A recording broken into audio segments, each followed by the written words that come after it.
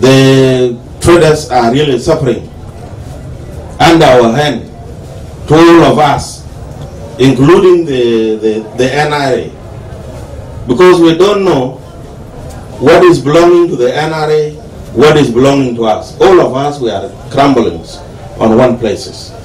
And these traders are really suffering. Because you get even the fire brigade inside here.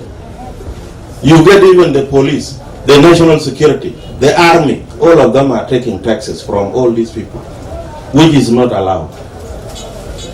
So you can get more than 19 people collecting in one trader, which is not appropriate to be done to the people.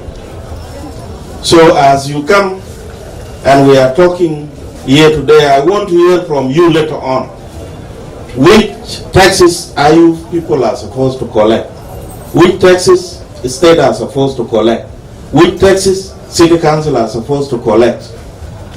Because these are the only people, entity, which are being given the permission to collect. There is no any other people. It is that in South Sudan where each and everyone go to the market and collect.